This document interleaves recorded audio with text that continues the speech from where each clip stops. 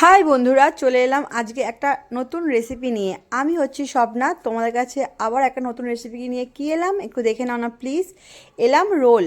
আজকে আমি রোল বানাবো, কার জন্য? আমার মেয়ের জন্য। আমি চাই না আমার মেয়ে বাইরের খাবার খাক, আমি যতটা পারি ততটা চেষ্টা করি আমার মেয়ে যেন বাড়িতেই যা কিছু খায় বাড়িতেই আমি রান্না করে দিই। আমি কিন্তু ভালো রাঁধুনি না, কিন্তু আমি চেষ্টা করি আমার মেয়েকে আমার বাবানকে যে আমি বাড়ির জিনিসই করে দেওয়ার। তো যতখানটি পারি চেষ্টা আমি করতেই থাকি। আমার মেয়ে তো বলে আমার রান্না খুব ভালো হয়, সুন্দর হয়। তো বাচ্চারা যখন সুন্দর বলে তাহলে মায়েদের এটা শুনেই শান্তি হয়। তো চলো, আমার ময়দা মাখা হয়ে গেছে। আমি এবার শসা কাটছি, শসা কাটবো। শসার মধ্যে পেঁয়াজ দেবো আর কাঁচা লঙ্কা দেবো। কাঁচা লঙ্কা আমি বাচ্চাদের দেবো না, দুটো বাচ্চা আছে। আর আমরা বড়রা মানে 4-5টা করেছি বড়দের জন্য আর বাচ্চাদের জন্য। তো কাঁচা লঙ্কা দেবো আমাদের। আর পেঁয়াজ শসা কাটা হয়ে গেছে, তোমাদেরকে দিলাম। এই যে পেঁয়াজ শসা কাটলাম। তারপরে ময়দাটা আমি গরম জল দিয়ে মেখেছি একটুখানি, সেটা আমি আর দেখাইনি। আমার হাতে তো ফোন আছে, আমি এক হাতে ফোন আর এক হাতে আমি ভিডিওস করি আর রান্নাও করি, সবই করি। তো নিয়ে নিয়েছি সস, নিয়েছি টমেটো সস, চিলি সস, গোলমরিচ দেবো, আর একটু চাট মশলা দেবো, বিন নুন দেবো, আর দেবো লেবু। আর কড়া মানে চাটুটা গরম হয়ে গেছে, মানে গরম করতে দিয়েছি, গরম হয়ে গেছে। আমি যেই ময়দাগুলো মেখেছিলাম সেগুলো মানে পরোটা বানিয়ে একটু সেঁকে নেবো। আগে রুটি করে সেঁকে নেবো, তারপরে মানে তেল দিয়ে ভাজবো। বেশি ভাজিনি, বেশি সেঁকিনি, কারণ ভাজবো বলে, তাই জন্য একটু হালকা হালকা করে ভেজেছি।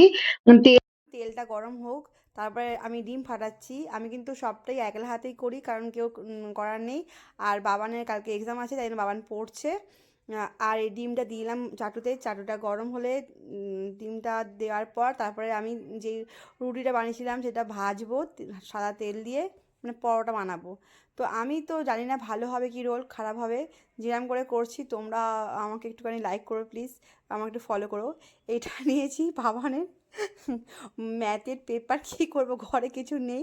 তো বাবানের ম্যাথের পেপার ছিঁড়ে নিয়েছি। সরি বুবাই, মানে আমার বরকে বললাম সরি। আমার বর দেখে যেতে প্রচুর খেপে যাবে আমার ওপরে। তো কিছু করার নেই, মেয়ের জন্য এইটুকুনি করাই যায়। তো দিয়ে দিলাম শসা, পেঁয়াজ, টমেটো সস, চিলি সস, বিন নুন দিয়েছি, গোলমরিচ দিয়েছি, আর দিয়েছিলাম চাট মশলা একটুখানি, কারণ ওদেরকে আমি ঝাল দেবো না। এগুলো বাচ্চাদের জন্য দুখানা বানালাম। তো দেখে নাও, ভালো করে মুড়তে পারিনি, কারণ আমি তো ভালো করে বললাম কি কিছুই পারি না।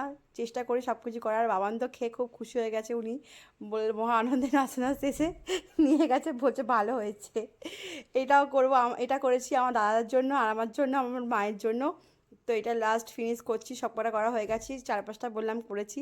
আমি মুড়তে পারছি না ভালো করে, তো মোড়ার চেষ্টা করছি। তোমরা কিছু মাইন্ড করো না, ঠিক আছে?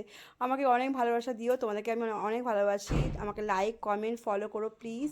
অনেক অনেক অনেক ভালোবাসা রইলো। তোমরা ভালো থেকো, সুস্থ থেকো, নিজেদের খেয়াল রেখো। আবার কালকে দেখা হবে একটা নতুন কোনো ব্লগ নিয়ে। আমাকে কিন্তু অনেক ভালোবাসা দিও, ঠিক আছে? চলো।